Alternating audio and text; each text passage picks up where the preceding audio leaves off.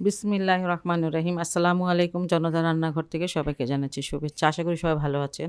আজকের যে রেসিপিটি করব, একটা পেঁয়াজু রেসিপি করব, যেটা সারা মাস সংরক্ষণ করে মানে ভেজে খাওয়া যায়। সে ধরনের একটা রেসিপি দেখাবো আপনাদেরকে। সেজন্য এখানে আমি মটরের ডাল নিয়ে নিয়েছি বেশ কিছুটা। আর এটা আমি ৩-৪ ঘন্টা আগে ভিজিয়ে রেখেছিলাম। ভালো করে পানি ঝরিয়ে নিয়েছি। কোনো পানি নাই এটাতে। আর এখানে নিয়েছি মসুরি ডাল কিছুটা। একটা ডাল দিয়েও হবে, যেকোনো ডাল আপনার পছন্দ সেটা দিয়ে বানাতে পারেন। আমি ২ রকম ডাল নিয়েছি। আর এই দুটাকে আমি মিশিয়ে নিব একসাথে। কোনো পানি থাকতে পারবে না, কোনো পানি। এজন্য আমি বেশিক্ষণ ভিজিয়ে রেখেছি যাতে বাটতে সহজ হয়। পানি ছাড়া বাটবো তো ওইজন্য।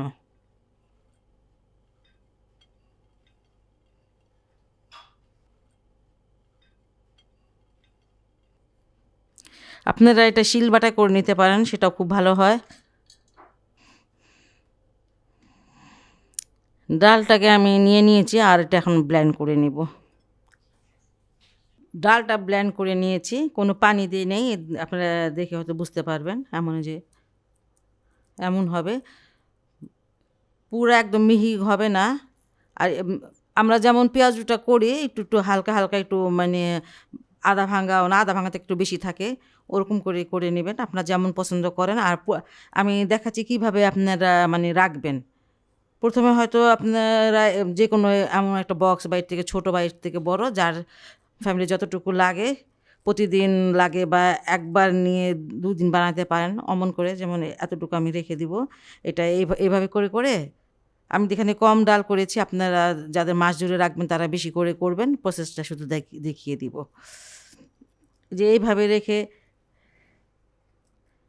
এটা রাখলাম, পরে এটা ঢেকে আমি রেখে দিব, ডিপে রেখে দিব। এখানে পেঁয়াজ বেশ কিছুটা নিয়েছি, ১ বাটির মতন হবে পেঁয়াজ কুচি। যেহেতু এটা পেঁয়াজও একটু পেঁয়াজটা বেশি লাগে। মরিচও প্রায় ৮টার মতো নিয়েছি। এটা যে শুকনা মরিচ গুঁড়া দিলে দিতে পারেন, আমি দিব না। এখানে ধনিয়ার গুঁড়া হচ্ছে ১/৪ চামচ দিলাম। হলুদের গুঁড়াটা ১/২ চামচ।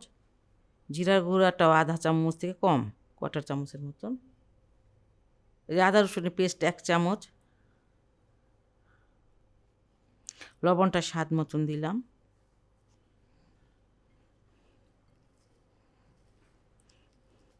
লবণ, মশলাগুলো আর মরিচটা আমি একটু মাখিয়ে নেব পেঁয়াজের সাথে, যাতে সব কিছু এই পেঁয়াজে লেগে যায়।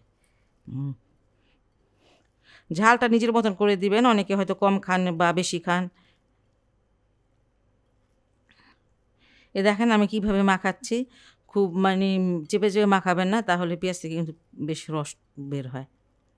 এই যে মাখানোটা হয়ে গেছে, সব মশলাটা ঘ্রাণও বের হয়েছে।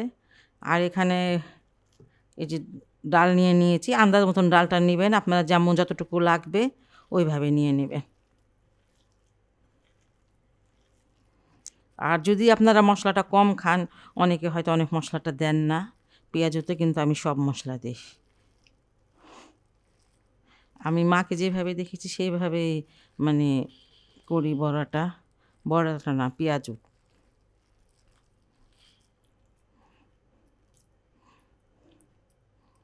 আপনি যেই সাইজে বানাতে পছন্দ করেন, পেঁয়াজুটা সেই সাইজ করে বানিয়ে নেবেন।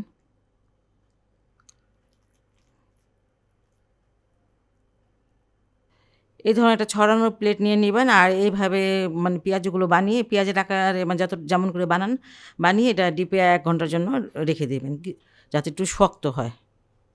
নরমাল ফ্রিজে না, ডিপে কিন্তু আমি এটা রেখে দিচ্ছি ১ ঘন্টার জন্য। তারপর দেখাবো। এখন ৩য় নম্বর প্রসেসটা দেখাবো। ফ্রাই প্যানে কিছুটা তেল দিয়ে দিয়েছি। আর এখন পেঁয়াজগুলো দিয়ে দিব। তেলটা আরও বেশি বাড়িয়ে দিতে পারেন। ডুবার তেলে এটা ভাজলে ভালো হয়।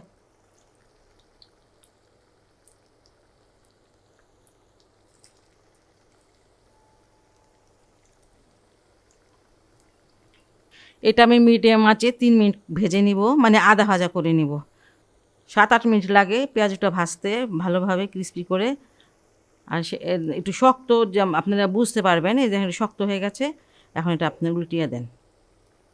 এই যে মানে ভাঙার কোনো আর চান্স নাই।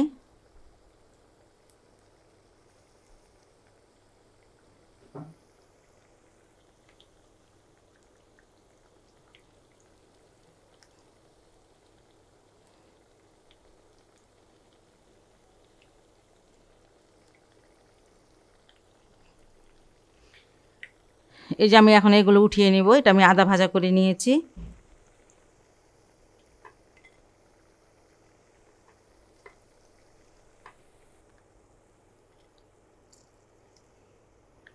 আর এখন আমি এগুলো ঠান্ডা করে নিব, তারপরে আপনাদের মানে বুঝিয়ে দিব প্রত্যেকটা প্রসেস কিভাবে মানে কি করবেন। ডিপে অতক্ষণ রেখে দেবেন যতক্ষণ না কিছুটা শক্ত হয়। এই যে শক্ত একটু শক্ত হয়েছে।